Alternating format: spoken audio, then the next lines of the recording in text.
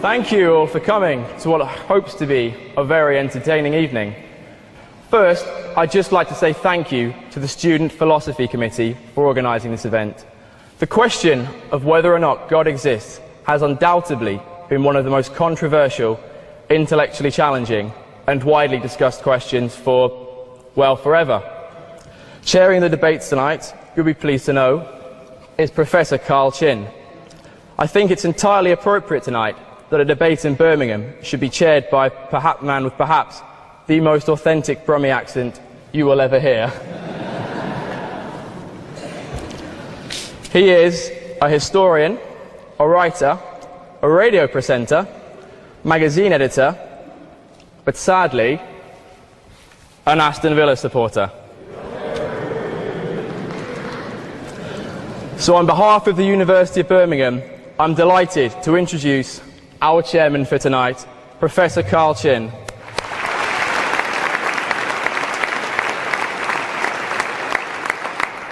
Good evening, everybody. Good evening, everybody.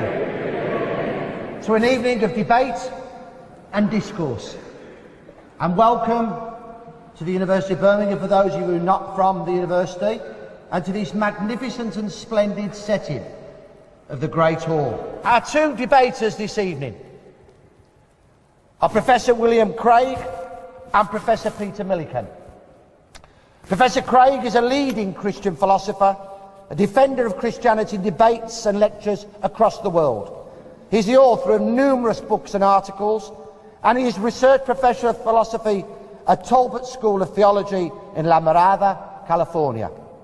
Interestingly, Professor Craig gained his doctorate in philosophy here in 1977 at the University of Birmingham, and it was here that he researched his column, Cosmological Arguments, which is so important to his work today.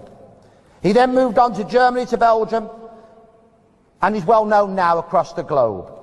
Professor Millican, our other distinguished debater this evening, is a skeptic, and Gilbert Royal Fellow and Professor of Philosophy at Hertford College at Oxford University. He's also Oxford University Reader in Early Modern Philosophy. Previously, Professor Millican was at the University of Leeds for 20 years. He was employed both in philosophy and computing, and he retains a keen interest in computing, which he sees as closely related to philosophy in many ways.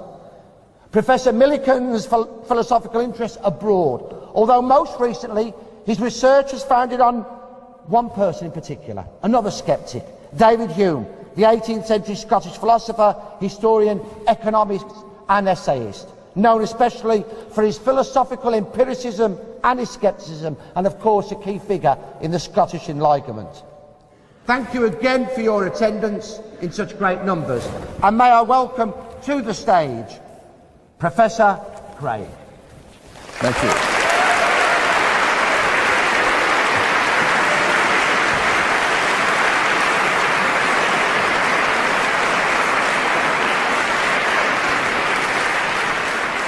Thank you so much, and good evening. I want to begin by thanking the Philosophy Society for inviting me to participate in this debate, and I also want to say how privileged I feel to be sharing the platform tonight with Professor Millican. During the years that Jan and I spent in Birmingham while I was doing my doctoral studies here at the university, we grew to have a warm affection for this country and her people. And I say with all sincerity that it is a joy and a privilege to be back in Birmingham and participate in an event like this. So thank you so much for coming this evening.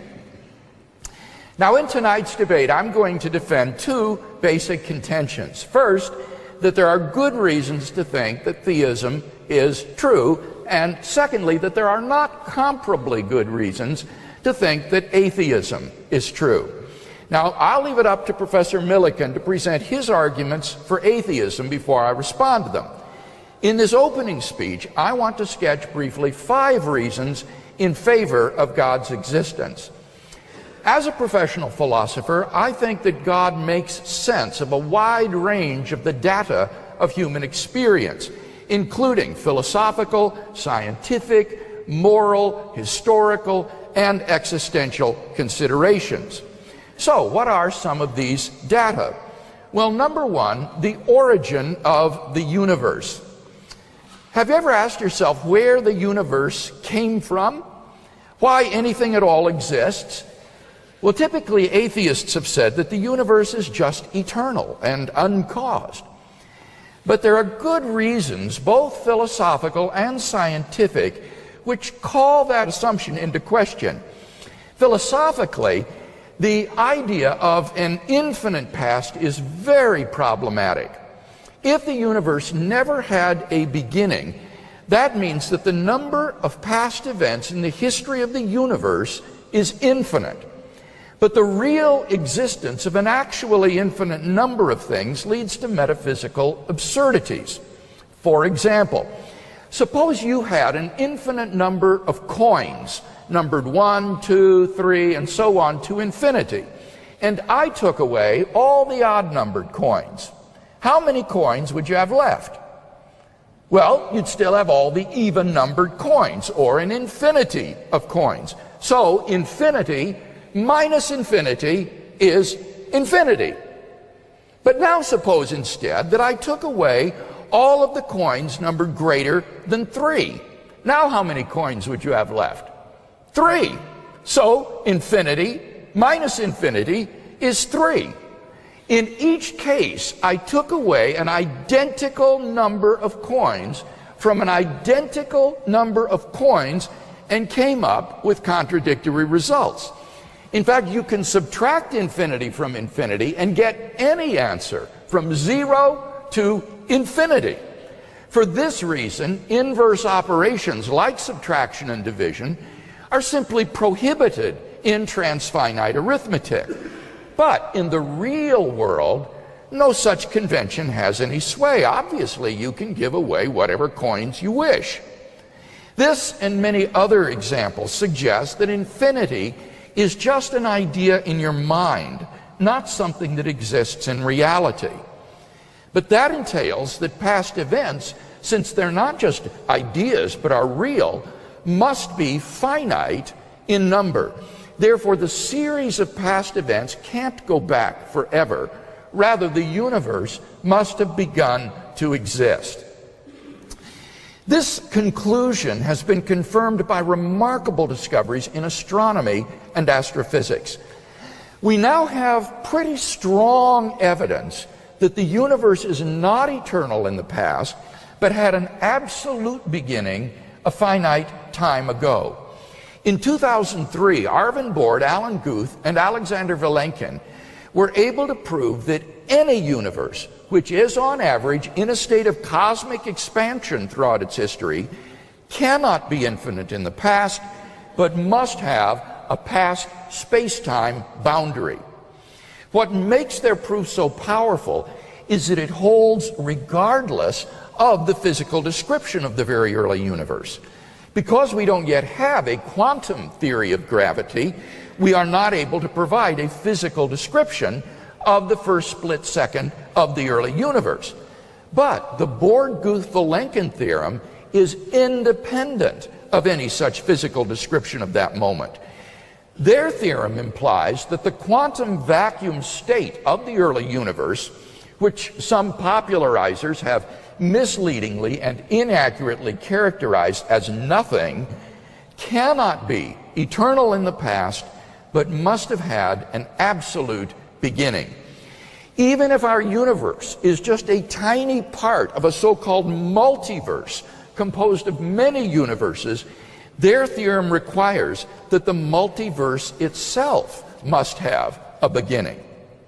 Now, of course, highly speculative scenarios like loop quantum gravity models, string models, even closed time-like curves have been proposed to try to avoid this absolute beginning. However, these models are fraught with problems, and the bottom line is that none of these theories, even if true, succeed in restoring an eternal past. At most, they just push the beginning back a step. But then the inevitable question arises. Why did the universe come into being? What brought the universe into existence? Some intrepid atheists have said that the universe just popped into being without a cause. But surely that's metaphysically impossible. For such a conclusion is, in the words of the philosopher of science, Bernhard Kanitscheider, in head-on collision with the most successful ontological commitment in the history of science, namely the metaphysical principle that out of nothing, nothing comes. So, why does the universe exist instead of just nothing? Where did it come from? There must have been a transcendent cause which brought the universe into being. We can summarize our argument thus far as follows. 1, the universe began to exist. 2, if the universe began to exist, then the universe has a transcendent cause. 3, therefore, the universe has a transcendent cause. Given the truth of the two premises, the conclusion necessarily follows. Now, from the very nature of the case, this cause must be an uncaused, changeless, timeless, and immaterial being which created the universe. It must be uncaused because we've seen there cannot be an infinite regress of causes. It must be timeless and therefore changeless, at least without the universe, because it created time. Because it also created space, it must transcend space as well, and therefore be immaterial, not physical.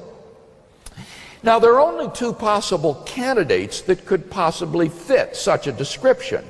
Either an abstract object, like a number, or else an unembodied mind or consciousness. But abstract objects don't stand in causal relationships. The number 7, for example, can't cause anything. And therefore it follows logically that the transcendent cause of the universe is an unembodied mind. And thus we're brought not merely to an uncaused cause of the universe, but to its personal creator. Number 2, the fine-tuning of the universe for intelligent life. In recent decades, scientists have been stunned by the discovery that the initial conditions of the Big Bang were fine-tuned for the existence of intelligent life with a delicacy and precision that literally defy human comprehension. This fine-tuning is of two sorts.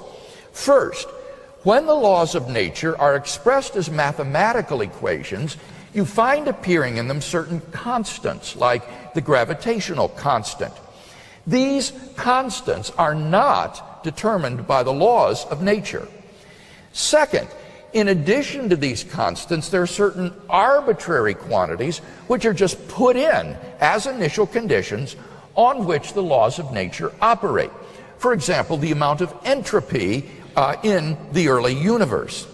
Now, all of these constants and quantities fall into an extraordinarily narrow range of life-permitting values.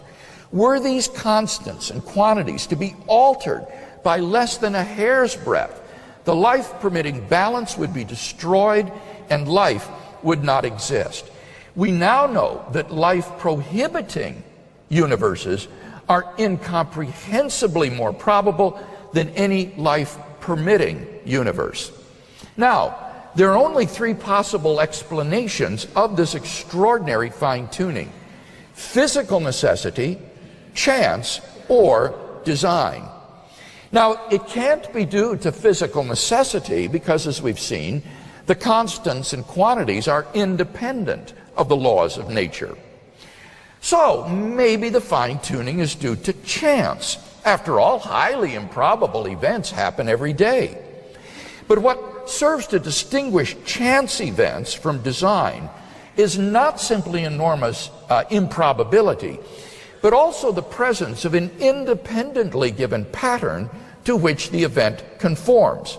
For example, in the movie Contact, scientists are able to distinguish a signal from outer space from random noise, not just by its improbability, but by its conforming to the pattern of the prime numbers.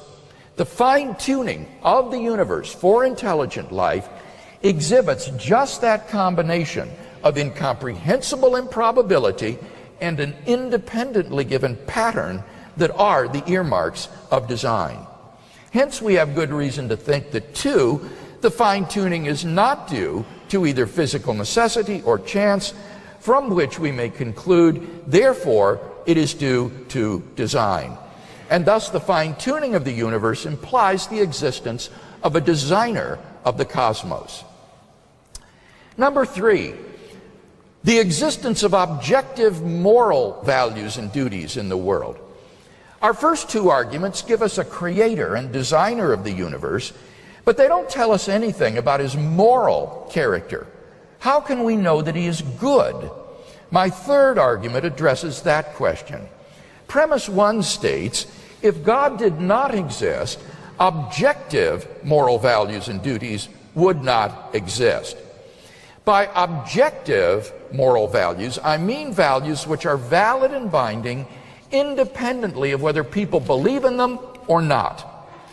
Many theists and atheists alike agree that if God does not exist, then moral values and duties are not objective in this sense. For example, Michael Ruse, an agnostic philosopher of science, explains, morality is a biological adaptation, no less than our hands and feet and teeth.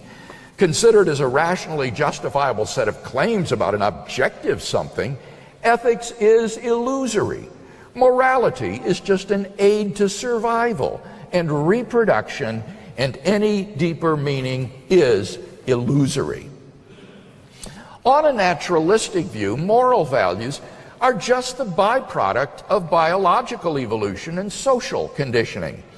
Just as a troop of baboons exhibit cooperative and even altruistic behavior because natural selection has determined it to be advantageous in the struggle for survival, so their primate cousins, Homo sapiens, exhibit similar behavior for the same reason. As a result of socio-biological pressures, there has evolved among Homo sapiens a sort of herd morality, which functions well in the perpetuation of our species. But on the atheistic view, there doesn't seem to be anything that makes this morality objectively binding and true. But that leads to our second premise, that objective moral values and duties do exist. In moral experience, we apprehend a realm of moral values and duties that impose themselves upon us. There's no more reason to deny the objective reality of moral values than the objective reality of the physical world. Just as in the absence of some defeater, we are rational to trust the deliverances of our senses, that there really is a world of physical objects out there, so in the absence of some defeater, we are rational to trust the deliverances of our moral apprehensions. And there is no such defeater. As philosopher Louise Anthony so nicely puts it, any argument for moral skepticism is going to be based upon premises which are less obvious than the reality of objective moral values themselves. Actions like rape, cruelty, and child abuse aren't just socially unacceptable behavior. They're truly evil. Michael Ruse himself admits, and I quote, "The man who says it is morally acceptable to rape little children is just as mistaken as the man who says 2 + 2 = 5. Some things, at least, are really wrong. But then it follows logically and inescapably that 3, therefore, God exists. Some people think that the evil in the world disproves God. I think the exact opposite is true. Real evil in the world actually serves to prove the existence of God, since without God to ground objective moral values, good and evil as such would not exist. Number 4, the historical facts concerning Jesus of Nazareth. The historical person, Jesus of Nazareth, was a remarkable individual. Historians have reached something of a consensus that Jesus came on the scene with an unprecedented sense of divine authority, the authority to stand and speak in God's place. He claimed that in himself the kingdom of God had come, and as visible demonstrations of this fact, he carried on a ministry of miracle working and exorcisms. But the supreme confirmation of his claim was his resurrection from the dead. If Jesus really did rise from the dead, then it would seem that we have a divine miracle on our hands and thus evidence for the existence of God. Now, most people would probably think that the resurrection of Jesus is something you just believe in by faith or not. But there are actually three facts recognized by the majority of historians today, which I believe are best explained by the resurrection of Jesus. Fact number one, on the Sunday after his crucifixion, Jesus' tomb was found empty by a group of his women followers.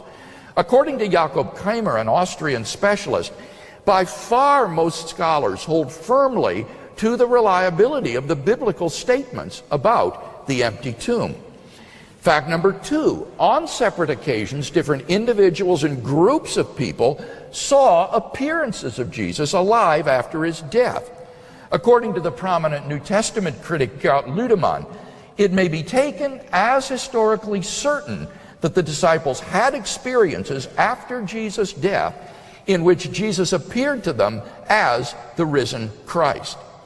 And fact number three, the original disciples suddenly came to believe in the resurrection of Jesus despite having every predisposition to the contrary. Jews had no belief in a dying and executed Messiah, and Jewish beliefs about the afterlife precluded anyone's rising from the dead to glory and immortality before the end of the world. Nevertheless, the original disciples came to believe so strongly that God had raised Jesus from the dead that they were willing to die for the truth of that belief. Attempts to explain away these three great facts, like the disciples stole the body or Jesus wasn't really dead, have been universally rejected by contemporary scholarship. The fact is that there just is no plausible, naturalistic explanation of these facts. And therefore, it seems to me, the Christian is amply justified in believing that Jesus rose from the dead and therefore was who he claimed to be. But that entails that God exists. Finally, number five, the personal experience of God. This isn't really an argument for God's existence. Rather, it's the claim that you can know that God exists wholly apart from arguments, simply by immediately experiencing him. This was the way people in the Bible knew God. As Professor John Hick, my doctoral supervisor, explains, God was known to them as a dynamic will, interacting with their own wills, a sheer given reality, as inescapably to be reckoned with as destructive storm and life-giving sunshine. To them, God was not an idea adopted by the mind, but an experienced reality which gave significance to their lives. Now, if this is so, there's a danger that arguments for God could actually distract our attention from God himself. If you're sincerely seeking God, God will make his existence evident to you. The Bible promises, draw near to God, and he will draw near to you. We mustn't so focus on the external proofs that we fail to hear the inner voice of God to our own heart. For those who listen, God becomes an immediate reality in their lives. In conclusion, then, if Peter wants us to believe that God does not exist, he must first tear down all five of the arguments for God's existence that I presented, and then in their place erect a case of his own to prove that God does not exist. Unless and until he does that, I think we should conclude that theism is the more rational worldview.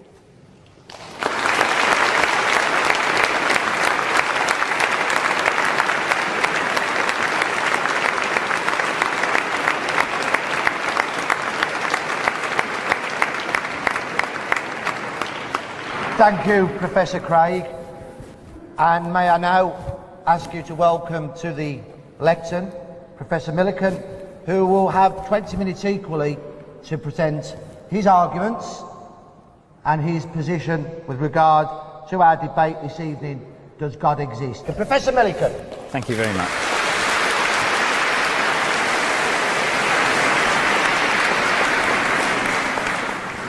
Thank you very much.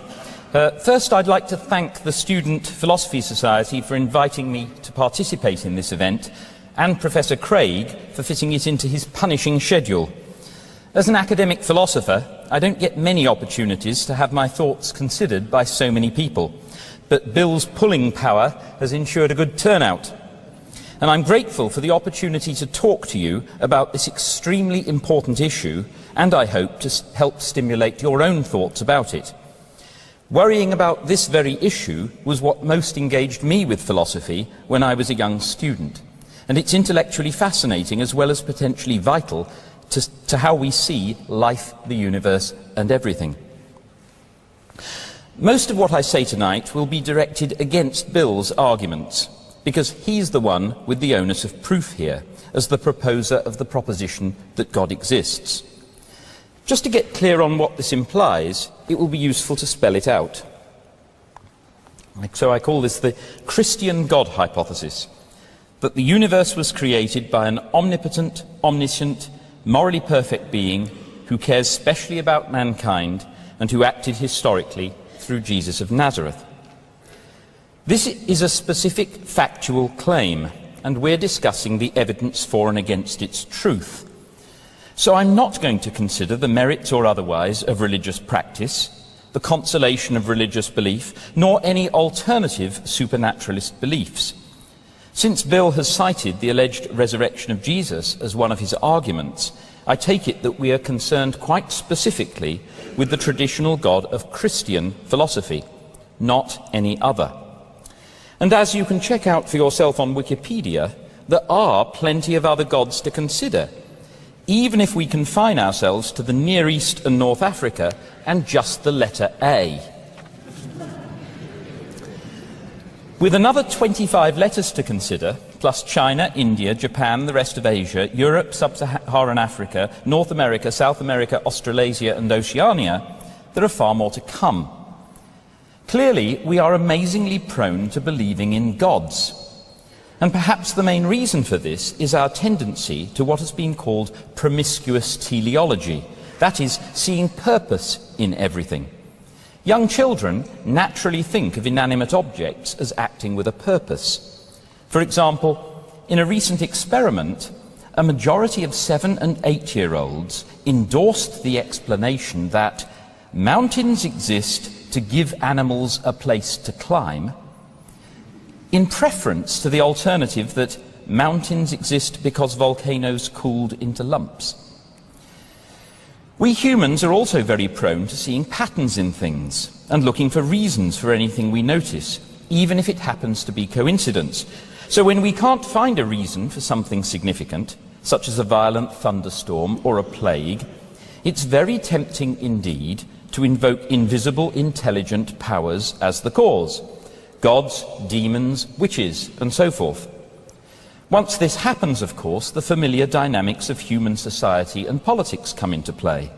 Strong individuals, either devious or deluded, claim special knowledge of and relationship with the invisible gods. And this divine hotline enables them to achieve power, influence, and wealth.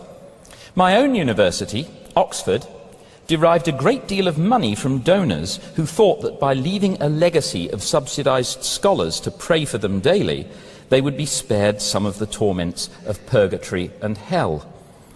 Lucrative power of this sort tends to be keenly defended through ruthless suppression of heresies and drumming out of dissent. Over time, the organizational structures evolve and belief systems get entrenched with familiar results. By far the main determinant of religious belief, and overwhelmingly so before international travel became commonplace, is where you were born.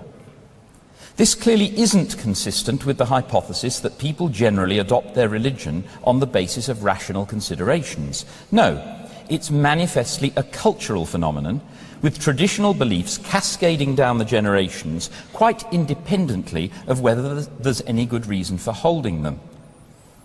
Science used to be rather like that too, when it was thought that Aristotle and the Bible gave the key to everything. Aristotle's science developed from the same promiscuous teleology I mentioned a moment ago.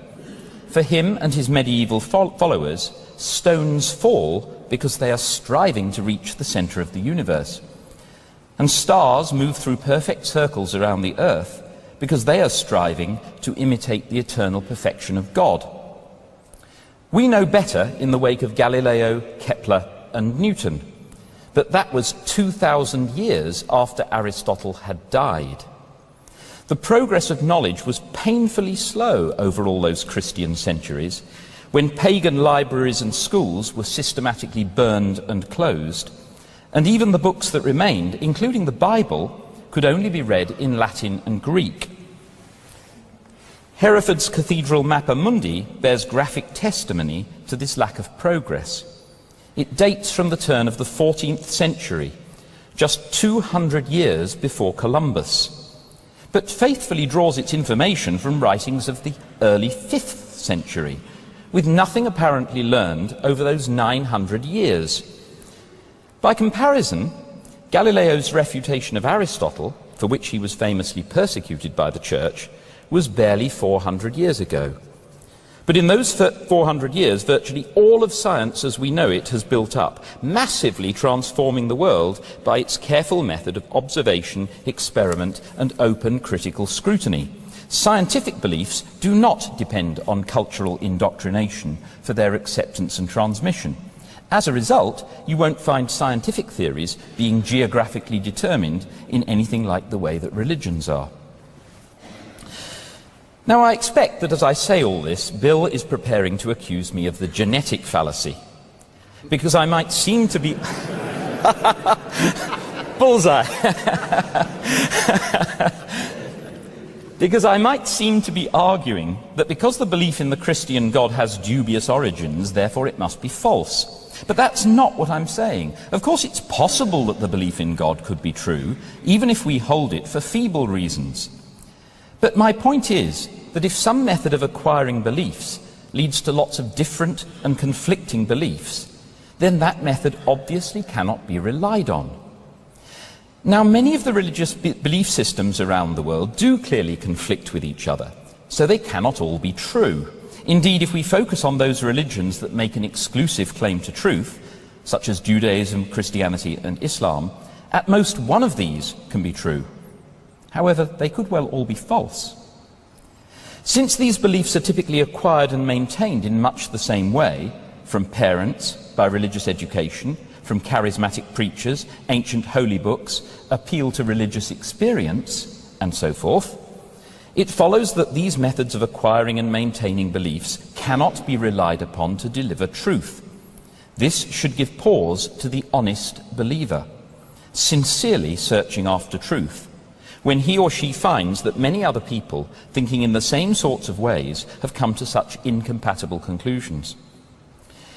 Now, if you've been brought up within a Christian culture, it's natural to think that the choice is between Christianity and atheist naturalism. Either God exists, or there's no supernatural at all. And in that context, it's tempting to think that before examining the question in detail, it's a 50-50 probability.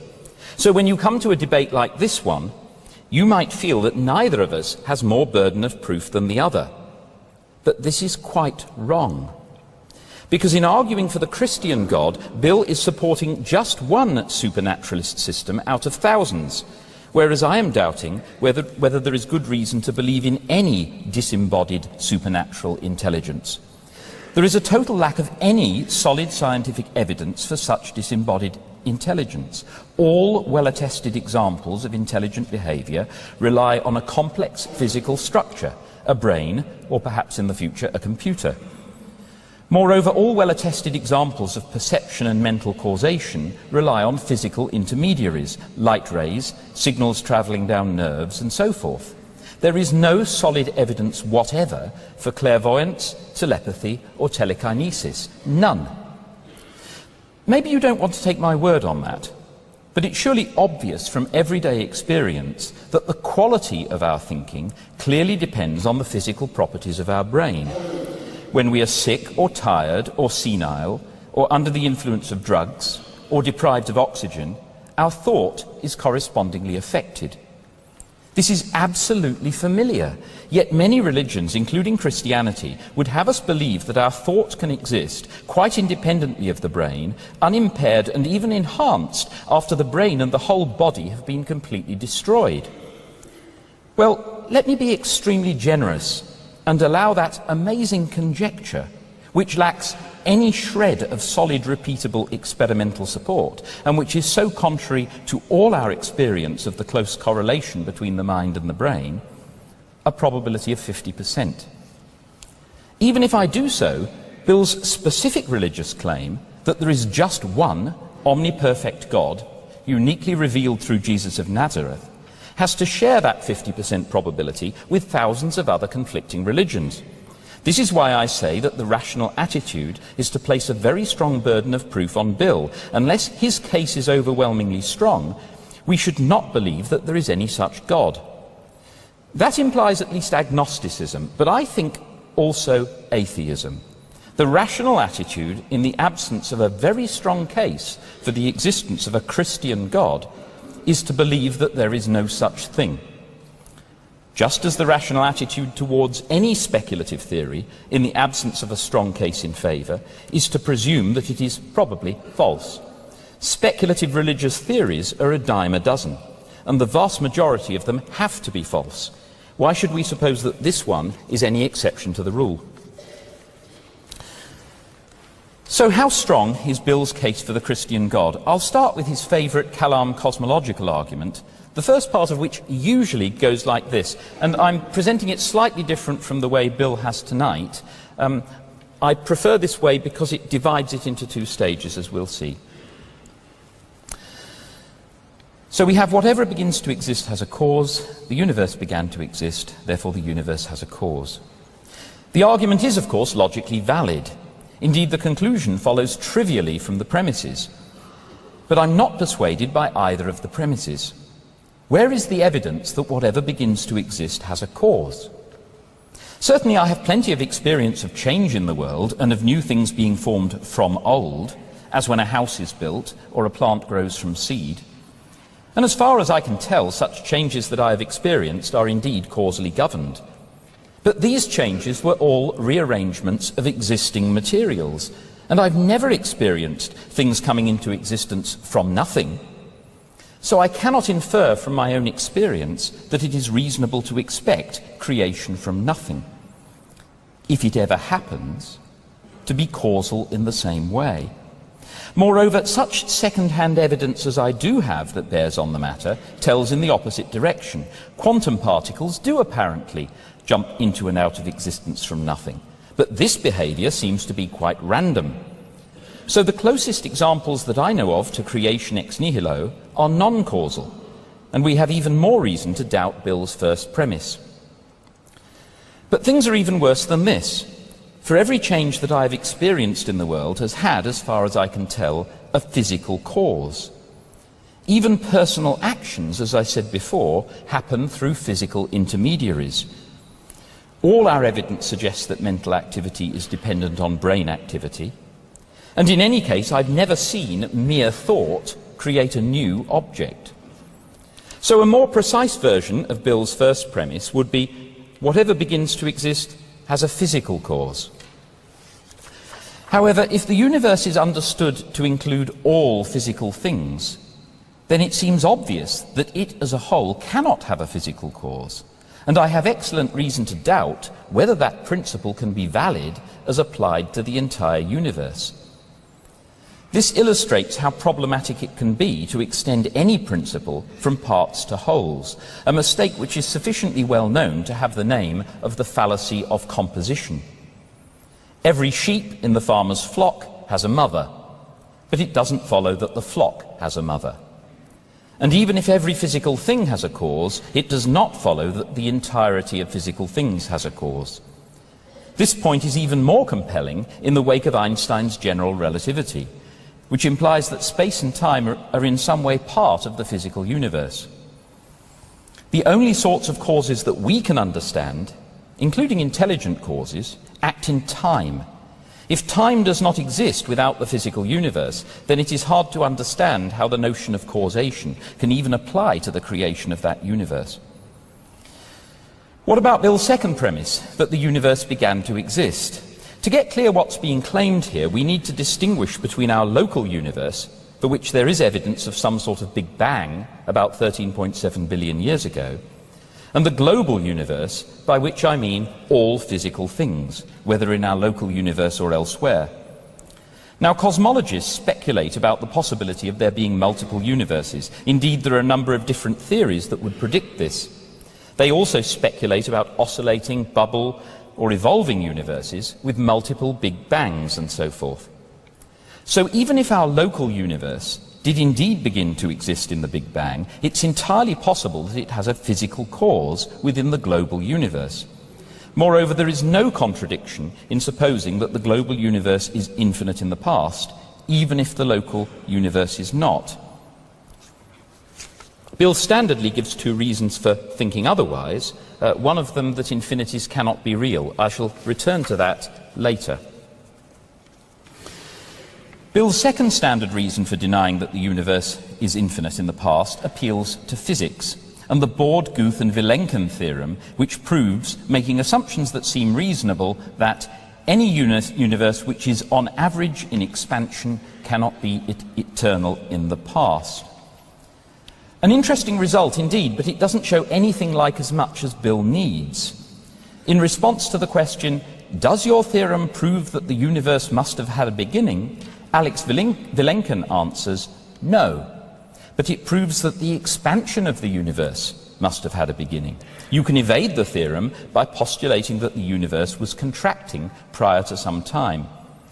And there are theories, such as loop quantum cosmology and Harava gravity, that suggest precisely such a prior contraction before the Big Bang.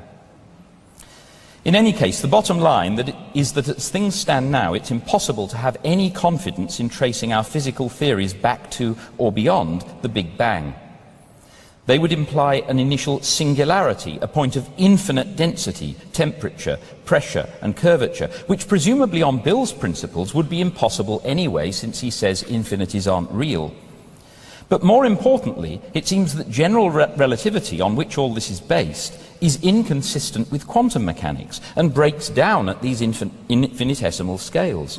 So all we know here is that our science cannot cope with it. Trying to draw any firm conclusion seems wishful thinking. This should not come as any surprise to anyone who has learned from my favourite philosopher, David Hume. When we look beyond human affairs, when we carry our speculations into the two eternities before and after the present state of things, into the creation and formation of the universe, the existence and properties of spirits, the universal spirit, infinite and incomprehensible, we must be far removed from the smallest tendency to scepticism, not to be apprehensive that we have here got quite beyond the reach of our faculties.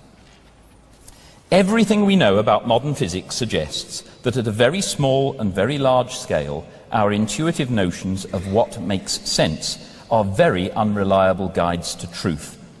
So Bill's attempts to apply everyday common sense principles about causation and about infinities to the beginning of the universe, when time gives out and our theories posit infinite singularities, strike me as completely unpersuasive, quite apart from the specific difficulties that I've already pointed out. Likewise, when he goes on to argue that if the physical universe has a cause, then this must be an immaterial mind. Recall that we have no evidence whatever that minds can exist in the absence of a physical substrate. So the idea that a mind might exist in the absence of the entire physical universe is complete speculation. It seems far more plausible to me to say that if, despite everything I've said, the physical universe has a non-physical cause, then that cause is likely to be something of a kind that we are completely unable to grasp, because it bears no relation to anything that we have experienced, neither a familiar physical object, nor an abstract entity, nor a mind.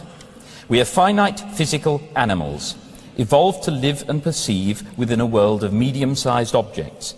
There is no reason whatever to suppose that our animal faculties will be adequate to fathom the origins or possibly the infinite history of worlds. As an analogy, imagine a dog or a mouse trying to understand the organization of a university. What chance would it have? Yet we are far closer in intellect to these animals, compared to that of an infinite God, than the workings of the entire universe are to a university. My treatment of Bill's moral argument will have to be very brief, and I'm sure we'll return to this later. Here I want to ask Bill to say more on what he means by objective moral values, because the word objective is notoriously slippery. In a published debate, he says, "When I speak of objective moral values, I mean moral values that are valid and binding, whether anyone believes in them or not." But this really doesn't help very much, because atheists who take morality seriously, and I think most do, are in my experience very unlikely to think that what is right and wrong is just a democratic matter of what people believe. Utilitarians, for example, will say that there is a standard of morals which is independent of our beliefs. People might universally believe that beating children is a good thing, which increases the sum of human happiness or whatever, but be wrong. Kantians, likewise, have a standard of moral right and wrong, which appeals to a rational judgment of what can properly be universalized. There's no democratic assumption that we should just conform to the popular view. And Humeans, who base morality on natural human sentiment, are happy to acknowledge that morality can be warped, most notably by religious dogma, so that a correct judgment of virtue and vice can be different from that of the religious majority. We'll be returning to this as to Bill's other arguments that I haven't addressed yet, but I'd like to end with a challenge to him, to both specify a precise sense of objective moral values which requires God's existence, and give solid evidence that there are indeed objective moral values in that same sense. I'm very doubtful that this challenge can be met, but we'll see. And when I've heard what he has to say on the matter, I shall also be saying a little about the problem of evil, perhaps the strongest argument in the armoury of unbelief, which I haven't yet considered at all. Thank you.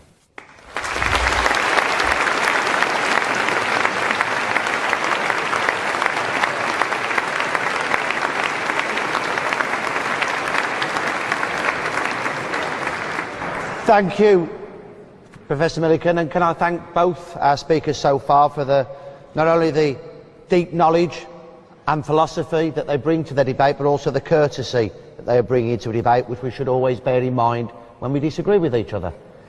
For the first rebuttal, Bill, would you return?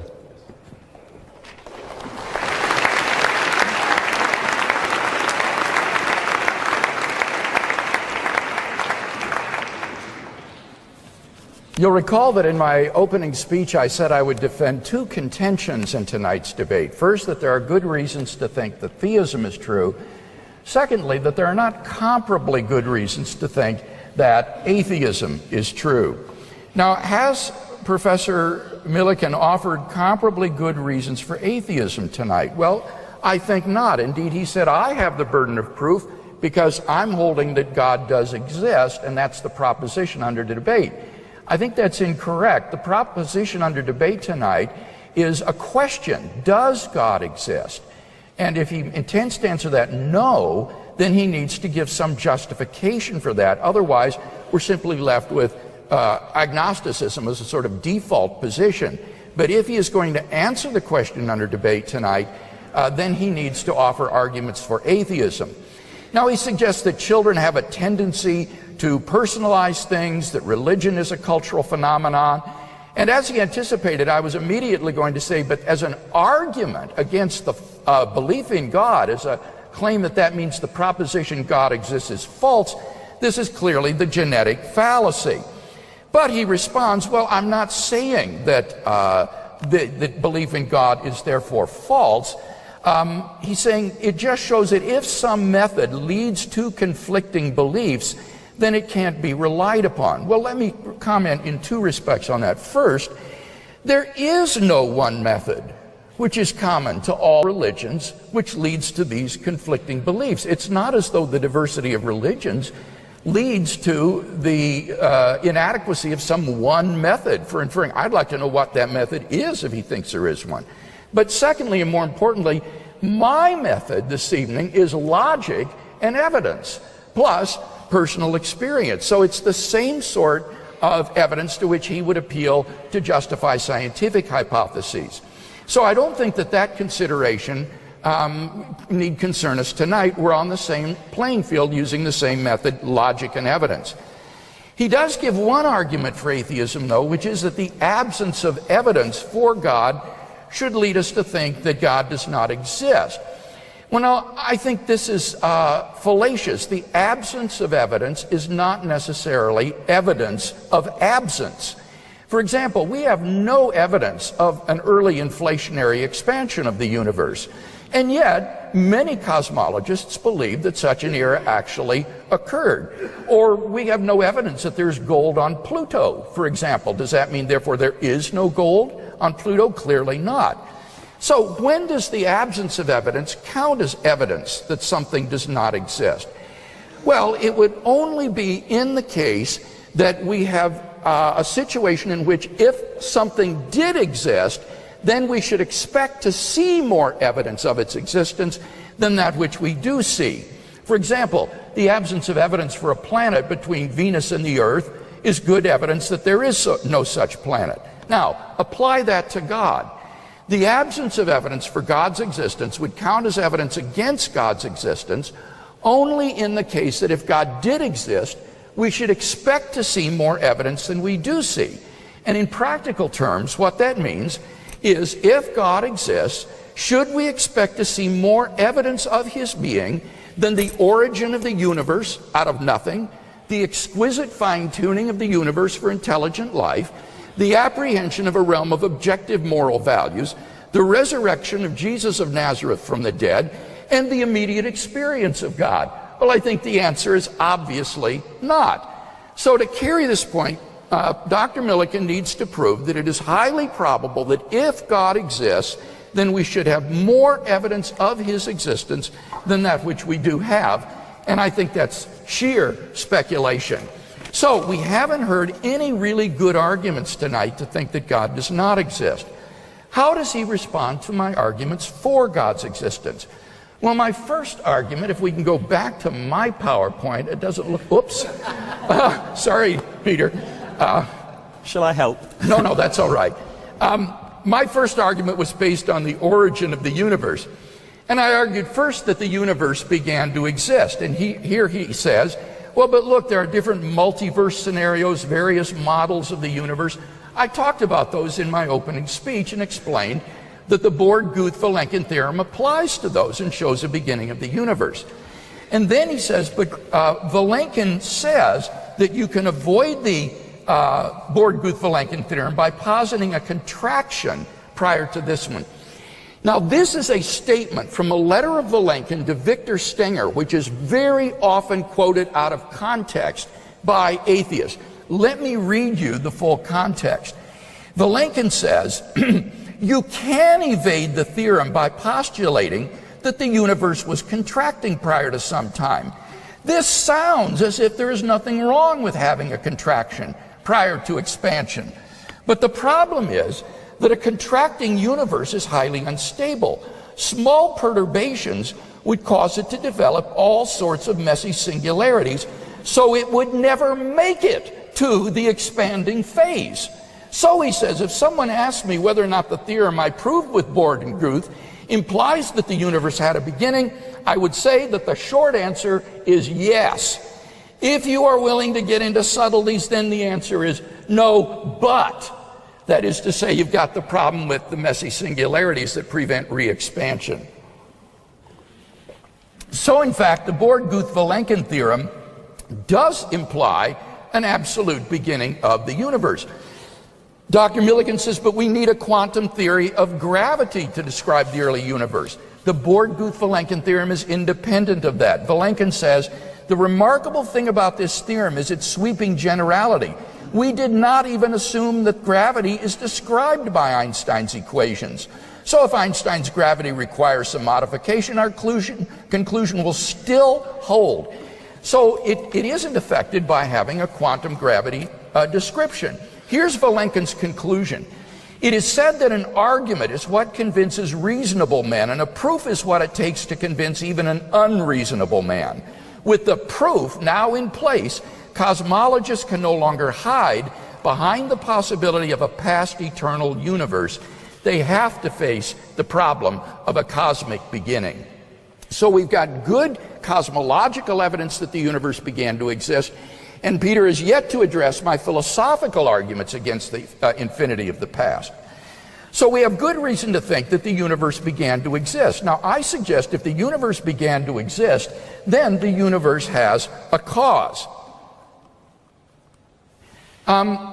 Here, Dr. Millican says, but we don't experience creation out of nothing. That's right. But rather, we don't experience things coming into being without material causes. That's true. But if something cannot come into being without an efficient cause, it is even doubly impossible for it to come into being without an efficient cause and a material cause. This is even more absurd than something coming into being without an efficient cause. David Hume, so beloved to Professor Millican, said, "I never asserted so absurd a proposition that anything might arise without a cause. I only maintained that our certainty of the falsehood of that proposition proceeded neither from intuition nor demonstration, but from another source." Even someone like Hume recognized that it's absurd to think that something could pop into being with neither a material nor an efficient cause. Dr. Millican says, but quantum physics posits the origin of things out of nothing. Not at all. As I said in quantum physics, the vacuum is a sea of fluctuating energy. It is not nothing. Bahnhof Konitscheider, the philosopher of science, says, vacuum fluctuation models are far from being a spontaneous generation of everything from naught. But the origin of that embryonic bubble is really a causal process leading from a primordial substratum with a rich physical structure to a materialized substratum of the vacuum. This process includes that weak kind of causal dependence peculiar to every quantum mechanical process. So quantum physics is not an exception to the principle that if the universe began to exist, the universe has a cause. Finally, Dr. Millican says this commits the fallacy of composition, reasoning that because a property is held by a part of a thing, therefore it's held by the whole of thing. The argument isn't reasoning from composition. I'm not saying because every part of the universe has a cause, the whole universe has a cause. Rather, what I'm saying is that it's metaphysically absurd to think that things can pop into being out of non-being. Think of what non-being is. It has no powers. It has no properties. It has no potentialities. So how can the universe pop into being uncaused from literal non-being? That's clearly metaphysically impossible. It is far more plausible to think that the potentiality of the universe's existence lay in the power of God to create it. Professor Millican's final objection to the Kalam argument is that there is no such thing as an unembodied mind, so that it cannot be a mind. However, my argument is an argument for the existence of an unembodied mind. There must be a cause of the universe. It cannot be material, so it's either got to be an abstract object or an unembodied mind, and it can't be an abstract object. Besides that, I think we're acquainted with ourselves as immaterial persons. Reductive materialism doesn't work because material properties are not the same as mental properties. For example, the brain is not jubilant or sad. And epiphenomenalism, the view that the physical brain has mental properties, is incompatible with properties like self-identity over time, intentional states, freedom of the will, and mental causation. And so I think the best view of human beings is some sort of substance dualism interactionism, that we as immaterial agents are linked with physical bodies and have the ability to cause physical effects in the world. And similarly, God can cause physical effects in the world, much as my mind or soul can cause physical effects in my body. And Dr. Millican hasn't given any reason or argument to think that this is impossible. So I think that the origin of the universe argument still stands and provides good grounds for thinking that there is a transcendent, personal, immaterial creator of the universe. Now, I didn't hear a response to the fine-tuning argument. With respect to the moral argument, he merely said that atheists don't say that moral values are arbitrary. Rather, we've got utilitarian theories, Humean theories, Kantian theories. The point is, all of those presuppose that human beings have some sort of intrinsic value. And that is what I see no justification for on naturalism. On naturalism, human beings are just slightly advanced primates, and I see no more reason to think on atheism that human beings would be valuable than chimpanzees or baboons. Moreover, it's very difficult on atheism to see any source of moral obligation. Why would we have moral prohibitions and obligations if there is no one to prohibit or command them? As chemists and ethicists alike recognize, prescriptions require prescribers, and moral prescriptions require a moral prescriber. Without a moral lawgiver, I think moral obligation is unintelligible. So if you agree with me that there are objective moral values, I think you'll agree with me that it's most plausible that God exists. I'll await to hear Dr. Millican's refutations of the other arguments that I offered in my opening speech. Welcome back, Professor Millican. Thank you very much.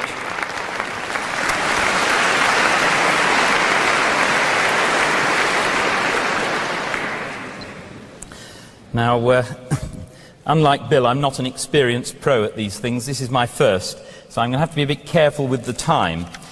Bill's made some very interesting responses there, but I'm going to come back to those once I know how much time I've got.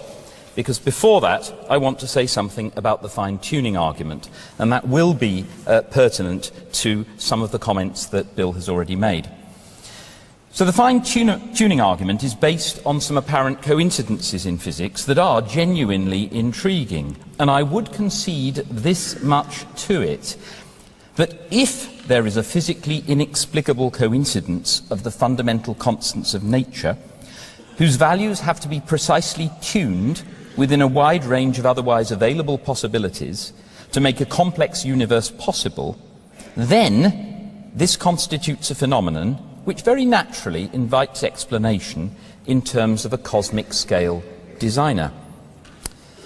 But I also see good reason for caution and modesty here.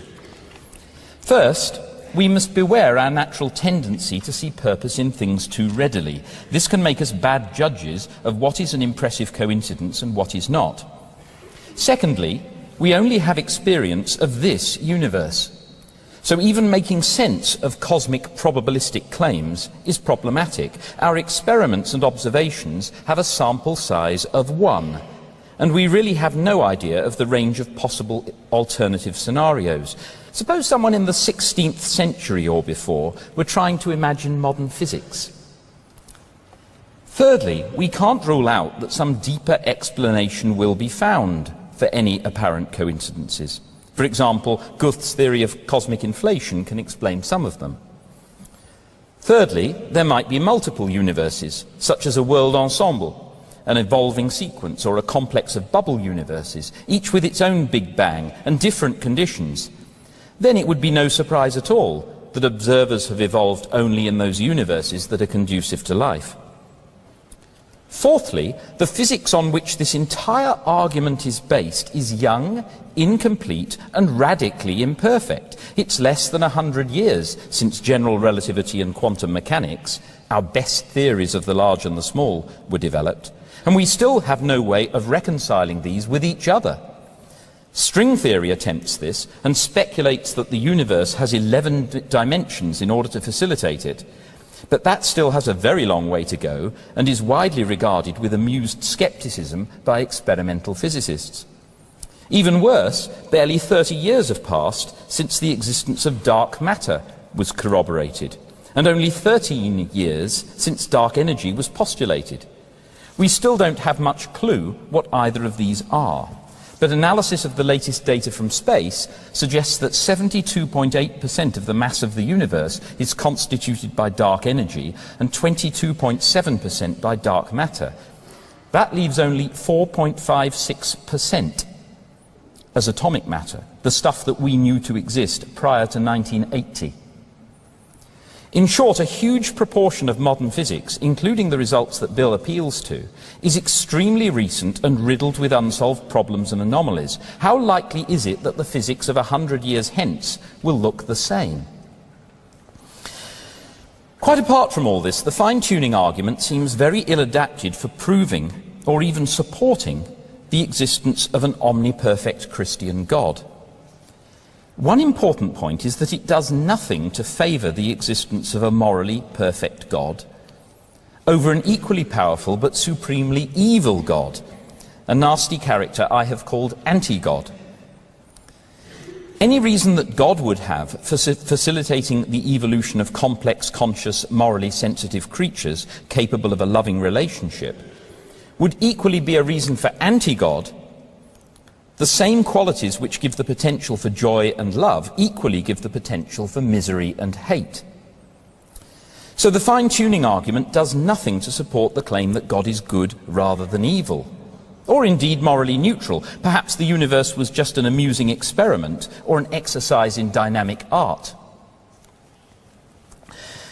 But an even more serious problem focuses on God's alleged omnipotence and omniscience. For on this hypothesis, the Christian hypothesis, God does not have to work within anything like the existing physical rules in order to create the universe. He can make up and impose whatever rules he likes, and know infallibly, without even having to experiment, exactly what their consequences will be. So if his main aim was to create a universe finely tuned for the development of intelligent life, one has to say that he's not been very efficient. Apparently it has taken nearly 14 billion years just to produce one species capable of relationship with him. To put that into perspective, if we think of the time since the Big Bang as a year, then the early Bronze Age was 11 seconds ago, and the life of Jesus of Nazareth barely 4.6 seconds. Moreover, according to the physics on which the fine-tune argument is based, even the entire period in which the stars and planets exist will be utterly dominated by the vastly longer period of black holes. Considering this as 1 year, the life of man on this planet would be an unimaginably tiny fraction of a picosecond. Again, the Milky Way galaxy has around 200 billion stars, and the latest observations suggest more than 125 billion other galaxies. Even if we make the generous assumption of one Earth-like habitable planet for every star, the overwhelming majority of the space in these galaxies, quite apart from the huge expanses between them, is totally inhospitable to life. To give an idea of the proportions here, the fine-tuning argument has been likened to claiming that a volume equal to 6 million Olympic swimming pools, but capable of holding only 1 molecule of water, is fine-tuned for water storage. There's yet another more specific problem for Christian theology here. If the universe is indeed fine-tuned to produce life capable of relationship with God, then presumably trillions of these vast numbers of alien planets will also contain such species. Yet when it was taken absolutely for granted that the Earth was the centre of the universe, the Nicene Creed told us that Jesus was the unique incarnation of the second person of the Holy Trinity and the pre-existing agent who created the world, by whom all things were made, who for us men and for our salvation came down from heaven, etc. Presumably now we must assume that the second person has enjoyed innumerable incarnations over space and time in a huge variety of shapes and sizes, and I look forward to seeing the theological working out of this implication of the fine-tuning argument.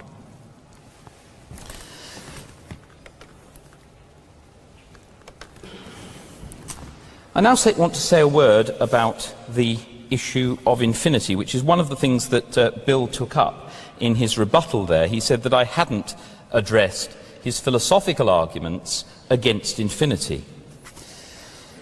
Now, of course, I accept that reasoning with infinities is a bit strange. It's odd to think that you can have two infinite sets of objects, like the set of odd numbers and the set of even numbers, which when added together yield a set which is exactly the same size as each of them.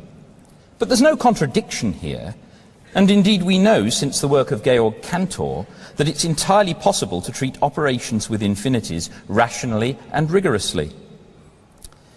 Now, suppose we take an infinite set, say all the integers counting upwards from 4, and we add 3 more elements, say the integers 1, 2, and 3.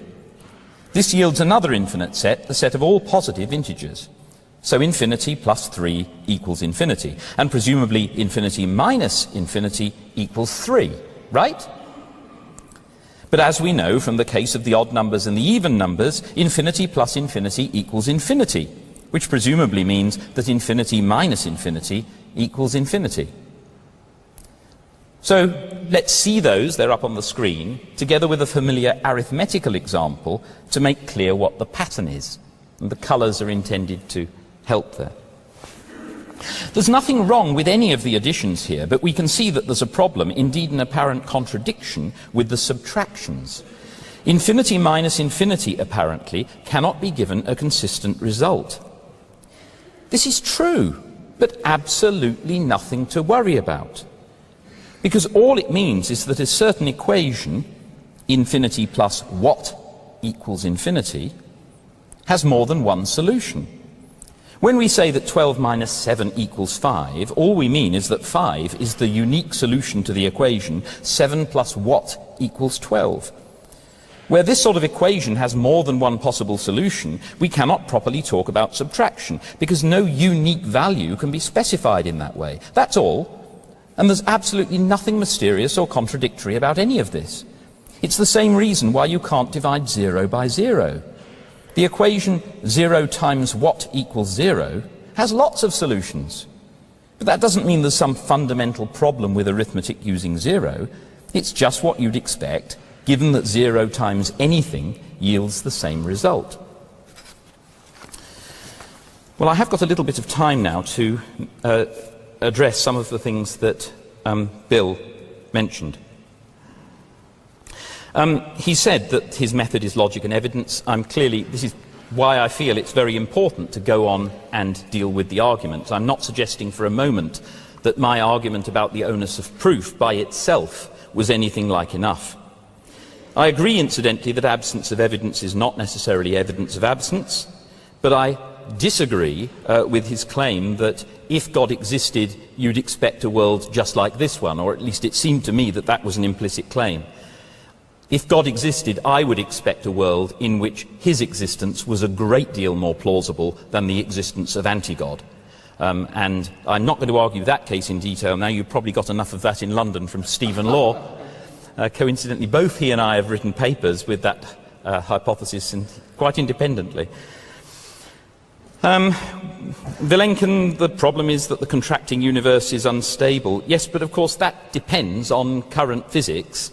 And I am saying that we have no reason whatever to be so terrifically confident about current physics. It's changing very quickly. The very fact that the Borde-Guth-Millican theorem is so recent ought to make us aware of that. The quantum vacuum, it's not nothing. No, I agree it's not nothing, but then it's the nearest we get. It was a nice trick to quote David Hume against me. I never asserted so absurd a proposition that something can come into existence without a cause. No, indeed. And I don't think he did assert that. But Hume actually, this is one of the places where Hume nods. Hume is a determinist, but he hasn't got a good reason for his determinism. I published a paper last year actually arguing exactly that. He's wrong. On his own principles, he ought to be open to indeterminism. But he isn't. And I think he's just inheriting the prejudices of the time. The point I'm making is that we don't have any reason for this claim that nothing can come into existence without a cause, except from our experience. And the nearest we get in our experience to that, to things coming into existence without a cause, is in the quantum vacuum. All right, it may not be a perfect vacuum. It's the nearest we've got. So where is your evidence that nothing can come into existence without a cause? Abstract object or disembodied mind, I said I don't see any basis for the assumption that those are the only options. There may be all sorts of things we've never thought of. I agree that mental properties aren't physical properties and that epiphenomenalism is incorrect, but I don't see that as a problem at all. A computer has algorithmic properties as well as physical properties. It doesn't mean there has to be some immaterial substance in the computer. Morals, I'm going to have to come back to.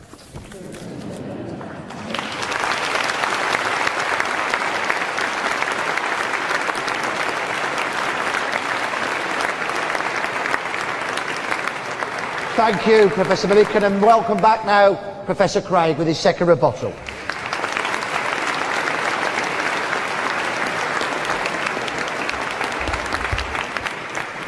Well, you can see how these issues just open up into an incredible array of different questions. So let's take a deep breath and go at it one more round. Have we seen any good arguments for atheism tonight? Well, I think it was clear from that last speech that we haven't. I said that the absence of evidence for an object is evidence that it doesn't exist only in the case that it is highly probable that if the object did exist, we should expect to see more evidence of it than we do. And here Dr. Millican simply asserted, honestly, his personal opinion. He says, I think if God existed, then his existence should be more obvious. But that's not much of an argument. I don't see any grounds for thinking that's highly probable, especially if we're dealing with a God who knows how people would react under different circumstances. He may well know that giving any more evidence of his existence would not lead more people to love and come to know his salvation and find eternal life. God isn't interested in just convincing people that there's one more piece of furniture in the universe, some extra object to add to their ontology. He wants people to come into a saving relationship with him. And it may well be the case that God knew that if he were to provide any more evidence, it wouldn't do any more good in bringing people into such a relationship. If people won't look at the evidence that we have now, perhaps they wouldn't have come to know God and find salvation, even if the existence of God were as plain as the nose on your face. Indeed, they might have come to resent a God who made his existence so obvious for such effrontery. So we don't have really any good argument to think that God does not exist tonight. So do we have good reasons to think that theism is true? Let's talk first about the origin of the universe. First, we saw philosophical and scientific evidence that the universe began to exist. With regard to the philosophical argument, Dr. Millican says that infinity minus infinity is not defined in transfinite arithmetic. There's more than one solution to the equation. And that is precisely the problem when you try to translate this into the real world. You can slap the hand of the mathematician who tries to subtract infinity from infinity, but you can't stop someone from taking away a certain number of coins. And the contradiction is that you have identical quantities, you subtract identical quantities, and you come up with non-identical results. And it needs to be understood, infinity in this case is not that sideways lazy 8. It's the number aleph null, which is a number. It is the cardinal number of infinity, and it would be identical minus identicals yields non-identicals. And I submit in reality that's absurd. As for zero, I think zero is very problematic, frankly. I mean, suppose someone said, there's an elephant in the quad, and I said, well, I don't see any elephant in the quad. He says, well, there is an elephant in the quad, and its number is 0. Well, I think that's very problematic. I don't think there is such a thing as 0. It means just the absence of something. Now, as for the argument for the physical evidence for the beginning of the universe, here Dr. Millican says this depends on current physics.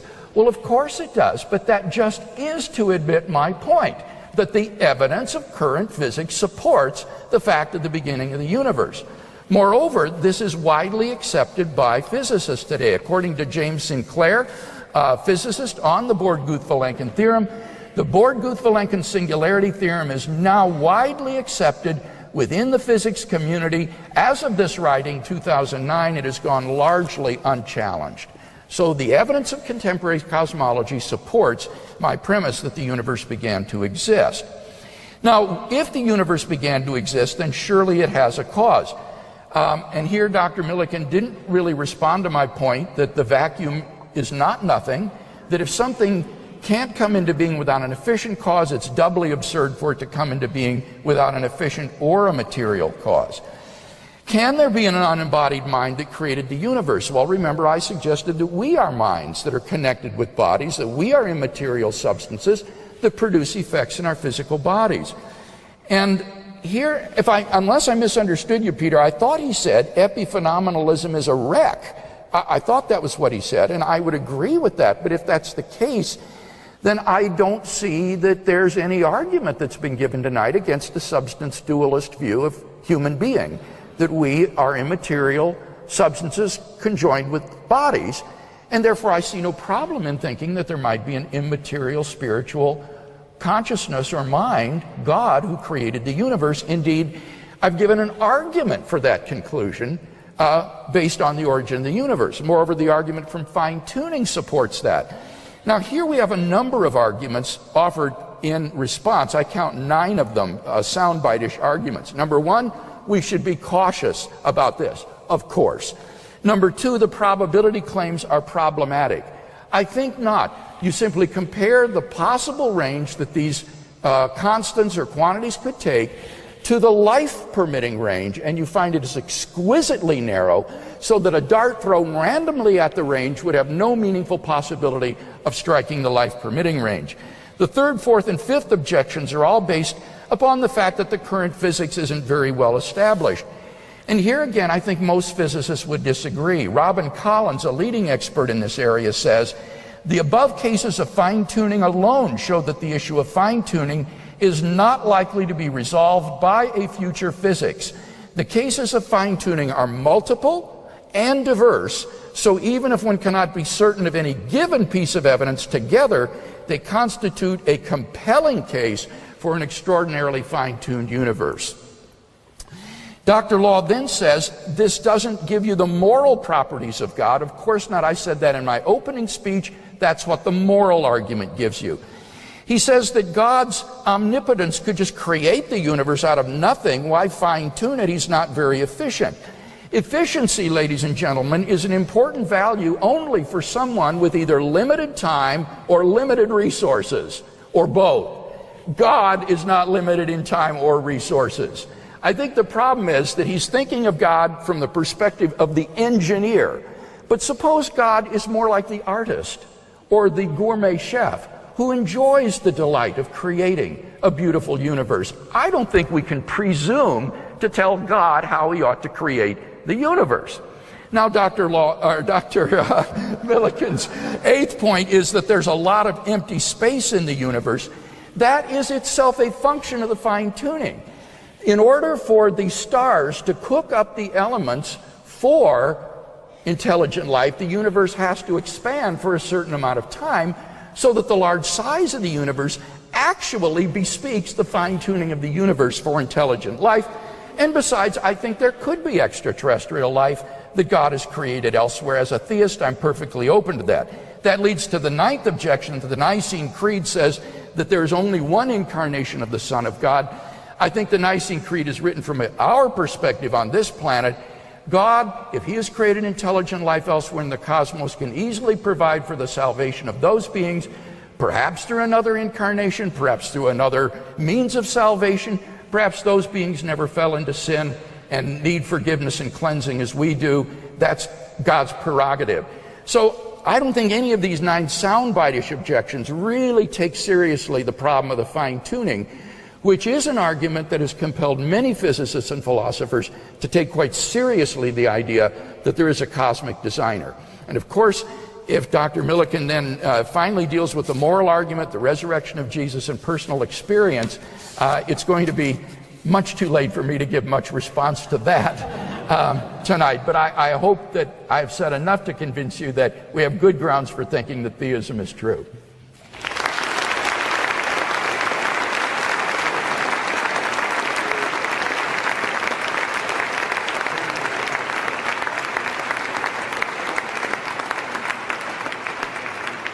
And for his final rebuttal, please welcome back Professor Millican.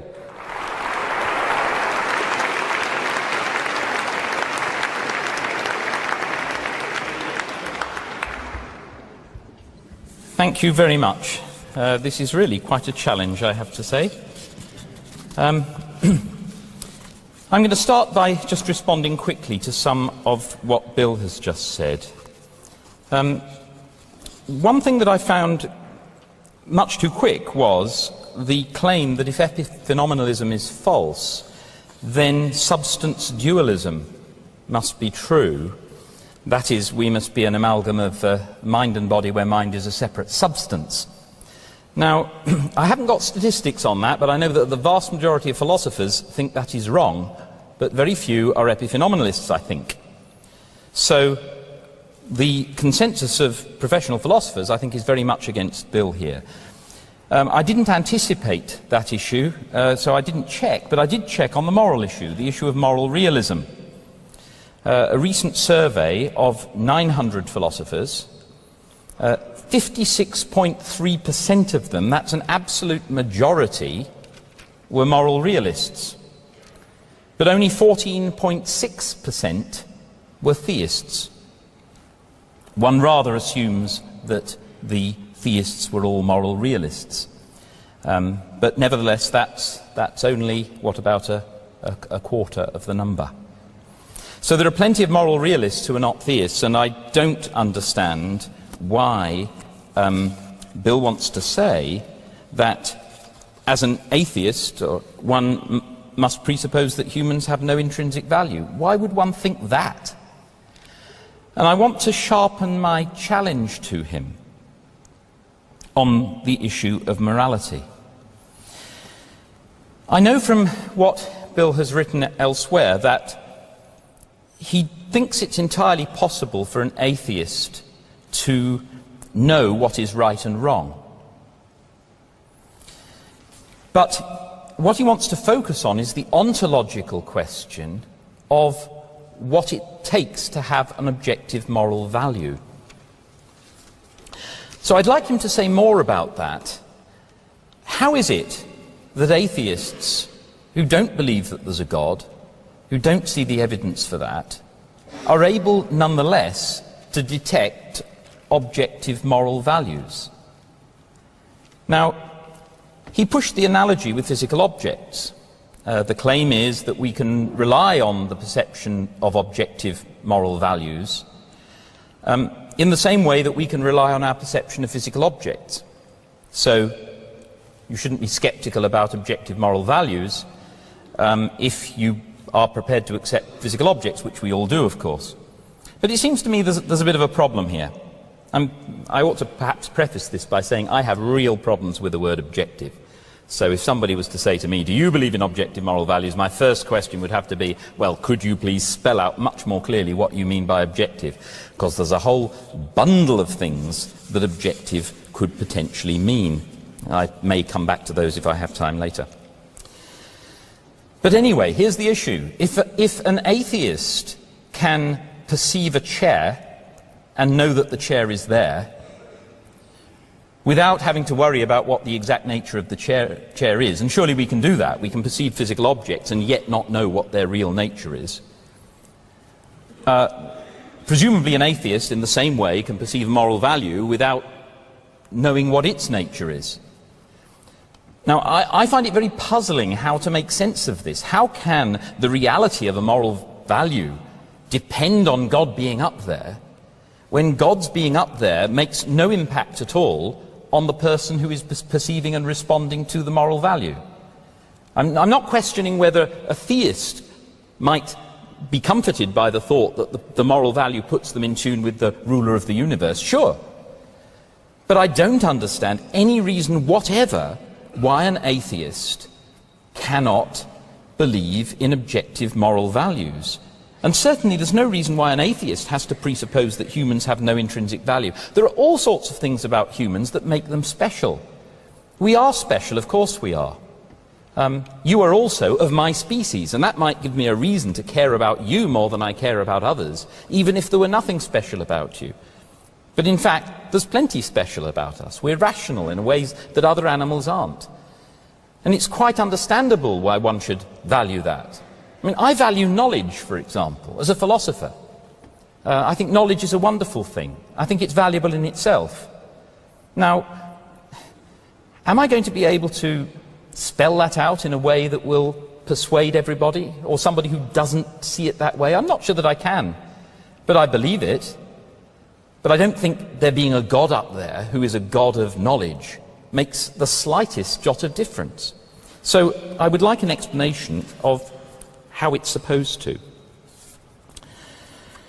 I want to say also a little bit about the resurrection, which I've not yet said anything about. If we had good reason to believe in the supernatural, then perhaps the gospel stories of the resurrection of Jesus of Nazareth might provide some ground for supposing that this was such an occurrence. But as a basis for belief in God, they seem to me to be feeble. We have 4 accounts, all written many years after the alleged events, not by eyewitnesses, but by devoted Christians who are writing them precisely to spread their religious belief. Matthew and Luke depend very heavily on Mark, and apparently also on another common source which is lost, generally referred to as Q. So these are not independent reports, but even so they contain many discrepancies, not least with regard to the events and timing of Jesus' passion. The Gospel of John seems to be somewhat later, and yet more discrepant, both in chronology and theology. Here Jesus claims divinity in terms not seen in the other Gospels. And anyone who wants to investigate this, I've put a couple of references up there to a book by Geza Vermes and another one by Bart Ehrman. If you really want to know the truth, go and look at the book, see what they say. I think certainly when I was a believer, I found this kind of thing quite problematic. Despite the discrepancies, the Gospels do cohere reasonably well, but that's not surprising because they were selected by the early church as canonical, whilst many more were rejected as forgeries or heretical. And those are the ones we know of. That's from a different book by Bart Ehrman. So such coherence as there is gives little evidential force. Moreover, they signally fail to cohere, especially in the passion narratives, with non-gospel literature. So here we have from Matthew's Gospel the claim about the veil of the temple being rent, an earthquake, darkness over all the earth for 3 hours, and bodies of the saints being revived and going and walking around Jerusalem. None of this is reported in any other contemporary sources.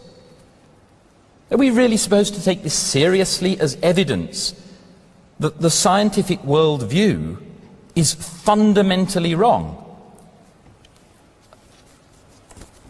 I've got some other points, but I'm probably going to have to stop there.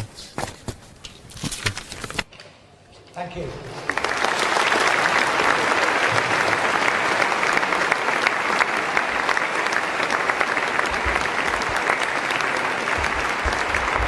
Just before I invite our 2 debaters this evening to conclude with 5 minutes each, I would like to thank them both, because it isn't easy, a format such as this, but it's an important format, and I think they have handled themselves with dignity and professionalism. I think we owe them a round of applause for that.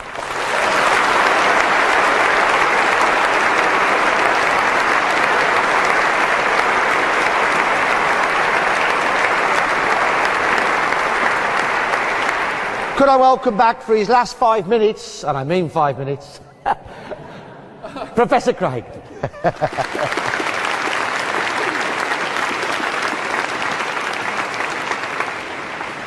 Well, in my closing comments, let me try to draw together some of the threads of this debate. First, have we seen any good arguments for atheism in tonight's debate? Well, I think it's clear that we haven't really heard any compelling arguments for atheism. All we've heard is that if God existed, then his existence should be more obvious, but that is a highly subjective personal judgment.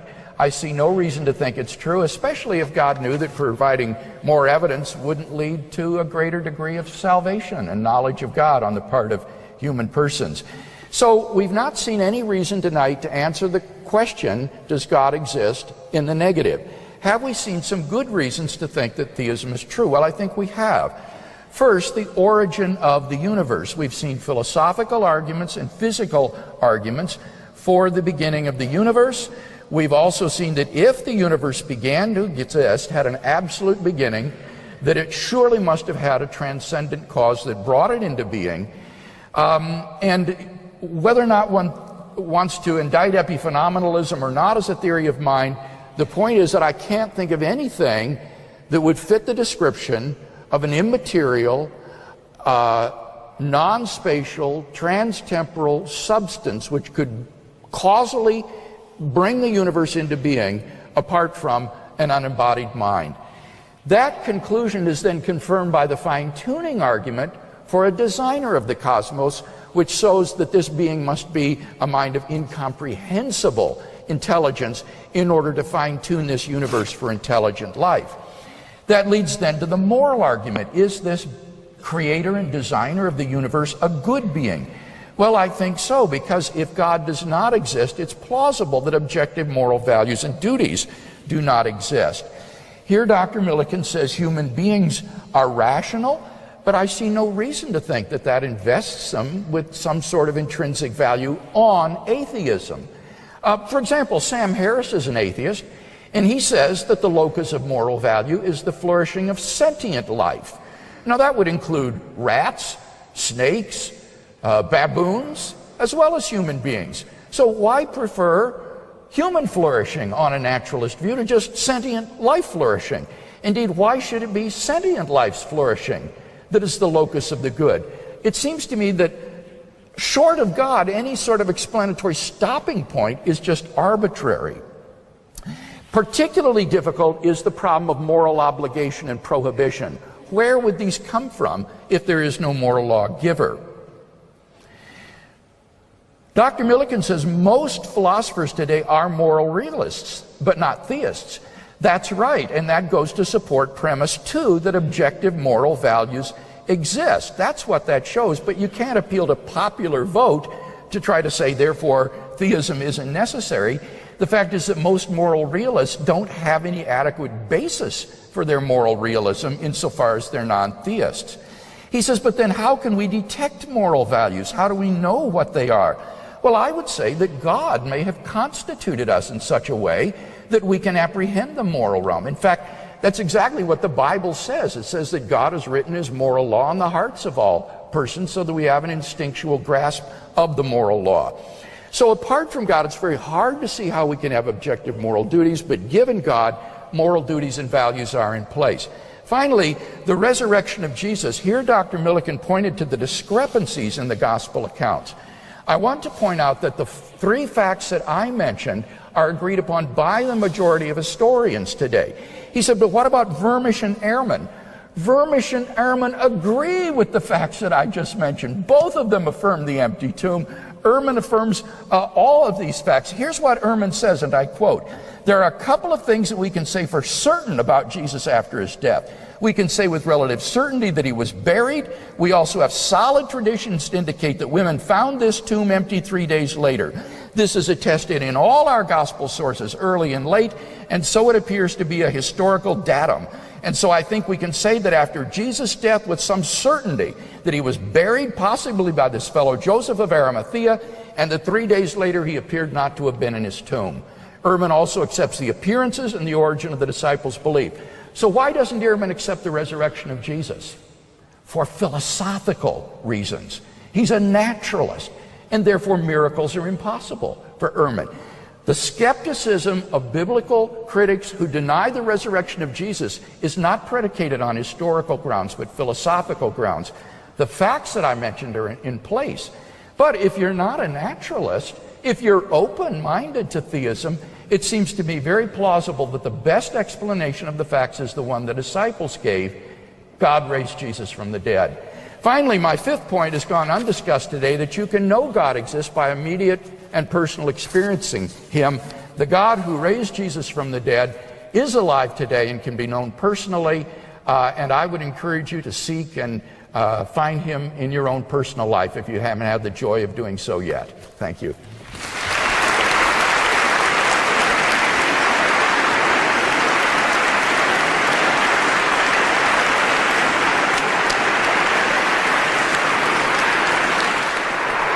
Thank you, Professor Craig.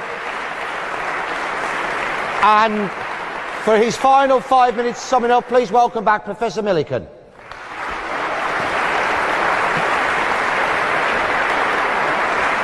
Thank you very much.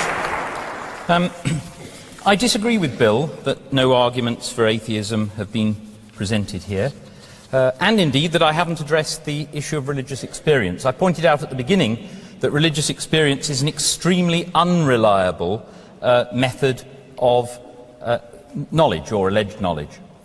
People have religious experiences of all sorts. Perhaps those disciples after the resurrection were having those too. But the appropriate way to check up on those is not biblical scholarship, it's actually experimental psychology. The question we have to ask ourselves is how likely is it that that evidence could have arisen by perfectly natural means, by human psychology? And that's not begging the question. It needs to be done. We don't yet know the answers, but we will at some point. Now, it seems to me entirely reasonable, if one finds that that evidence can be explained in a natural way, indeed that there were loads of people making divine claims, supposedly performing miracles, that we've got loads of Gospels and other written works, not only from Christians but other groups, coming out with all sorts of fantastic stories. It's not surprising you can sift 4 of them and find ones that are relatively plausible, even though, as we've seen, some of what they say seems very far-fetched. Does Bill really believe that those bodies rose from the dead and walked around Jerusalem at the time of the resurrection? Now, it seems to me reasonable that if we can explain these phenomena in natural terms, that is the better explanation. But I haven't just relied on that. I've also relied on the point that there are lots of different supernaturalist beliefs, loads of them, all supported by similar kinds of grounds. And therefore those grounds are no good. And I don't believe that the arguments that Bill has given are good either. Well, sorry, I don't believe that they work. Bill is very keen on appealing to what he can imagine. Now, the problem is that what we can imagine has proved to be a very unreliable guide. I mean, he has problems with the number 0. Yeah, but it's used all the time, and it's used very effectively, and many of us find no problem with it. Infinities, yes, well, they look difficult too. They used to be thought of as completely untamed until Cantor tamed them. Now, in those cases, we have logic and the avoidance of contradiction to guide us, and we can find that these things can be dealt with in a very coherent way. In other cases, like physics, we have to rely on experiment, on observation. Those are the only ways we can know what causes what. Bill continues to appeal to the claim that something can't come into existence without an efficient cause. I've pointed out that he hasn't actually got any reason for making that claim. All right, the quantum vacuum is not nothing, but still, you haven't got any evidence with regard to nothing. And claiming it about the universe, well, there's no evidence for that. So, modern physics, if it teaches us anything, teaches us that these kinds of instincts are not reliable guides. The only thing we can go on is scientific investigation, careful, critical investigation, not taking tradition for granted. Just look at those empty hundreds of years when nothing changed. That's what happens if you rely all the time on tradition. Finally, I haven't mentioned the problem of evil much at all, and that's because I know what Bill's response to that is, which is typically to say, well, we don't know the ways of God. There's so much nastiness in the world that has been rehearsed by plenty of writers. I'm not going to carry on reciting that, though I think it tells a very strong tale. One can always respond, well, God's ways are mysterious. For all we know, he has reasons. Yeah, maybe. For all we know, there's an anti-God, and he's got reasons too. That's no reason whatever for believing in God. Just the fact that the conflicting evidence can be explained away. I mean, think about it. If God is an omnipotent, omniscient agent, he can do whatever he likes. Okay. So what sort of world would you expect him to create? What's the evidence that would show that one particular divine being has been at work rather than another? Well, it's the goodness, isn't it? That's the crucial thing. So the problem of evil shouldn't be called the problem of evil, it should be called the problem of the empirical evidence. The problem of the empirical evidence is that the world we see just doesn't match up to what you'd expect from a perfect God. And moreover, when Bill is saying that morals depends on this God, how does he deal with the fact that the morality that comes from that supposedly omnipotent being, like annihilating 6 whole nations of people because they happen to be in the wrong place, is completely at odds with the morality that the vast majority of us now would accept? So I think the appropriate attitude is, as very often, scepticism, doubt. In fact, in this particular case, I think there's pretty strong evidence against the existence of God, very little in favour. Even if you believe in something supernatural, maybe a supernatural being sufficiently powerful to bring about a resurrection, maybe a sufficiently powerful being to give you a feeling of religious experience, that doesn't show an omnipotent, omniscient being. It doesn't go any way towards showing that. And I haven't seen any arguments that do. Thank you.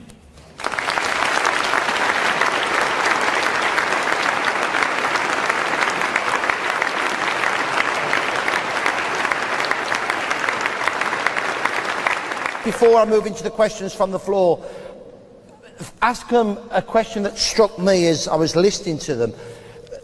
You both made a lot about objective moral values, particularly you, Bill, and you had a major problem with the word objectivity, and a lot hangs on that. Can you just go over what you mean by objective moral values, and can you then respond to what your problems are with it? Right. I'm thinking of something that is normative, but it is independently binding of any community of human persons or any individual human persons actually accepting it. Your response to that, Pete? My response is that there are quite a lot of non-theistic theories that would advocate such values. But my problem with the word objective, well, it can mean so many different things. It can mean, impartial, unbiased, making judgments that takes all relevant factors into account and isn't distracted by noise, seeing things from different points of view, measurable. There are so many different uses of the word objective that I think unless one explicates very clearly what it means, it's just too vague to be useful. Bill? Well, that was why I stated clearly what I meant.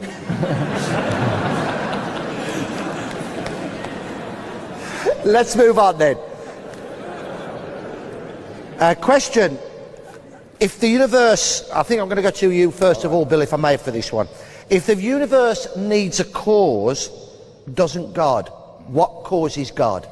Remember the argument that I presented, the universe began to exist. If the universe began to exist, then it has a transcendent cause. Therefore, the universe has a transcendent cause. The way I usually formulate this argument is the way Peter addressed it. I usually say whatever begins to exist has a cause. That is to say, things don't come into being without causes. But if something never began to exist, if it's eternal, then I don't see any reason to think that it needs a cause. And this isn't special pleading for God. This is what the atheist has in the past always said about the universe. It is just eternal and uncaused. But that, I think, is now untenable in light of modern physics and the philosophical arguments I gave. So God, I would say, is simply a metaphysically necessary, uncaused, eternal being.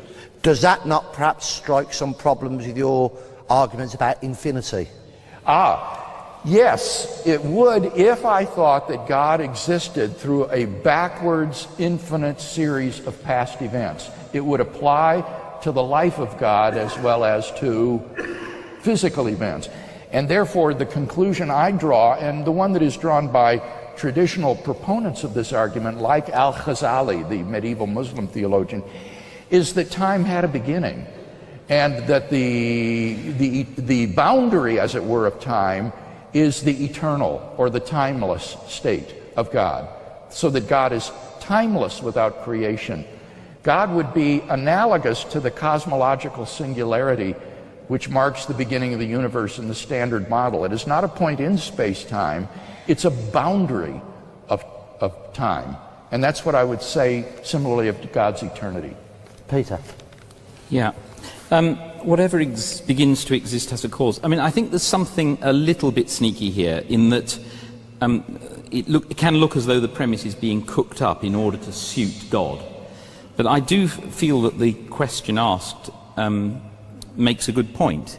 Anything that you can say about God, the onus is on the theist to explain why you can't say the same about the universe. If God can be eternal, why can't the universe? If God can exist without a cause, why can't the universe?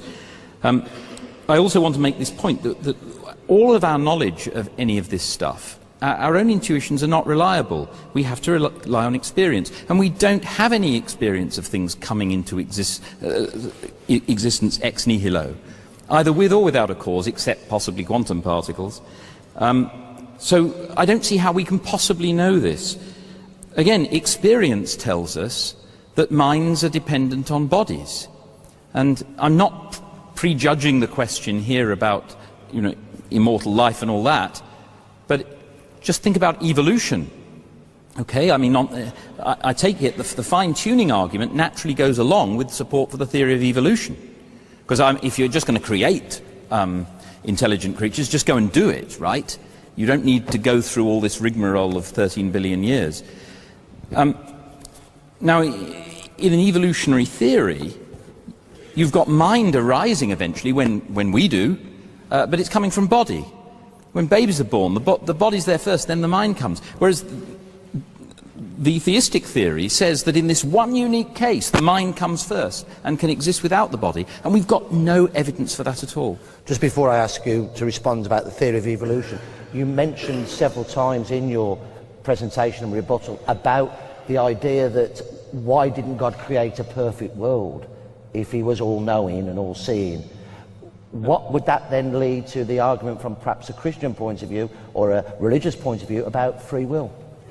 Oh, I think that's an extremely weak argument. The idea that we're most free when there's least evidence seems to me to be extraordinary.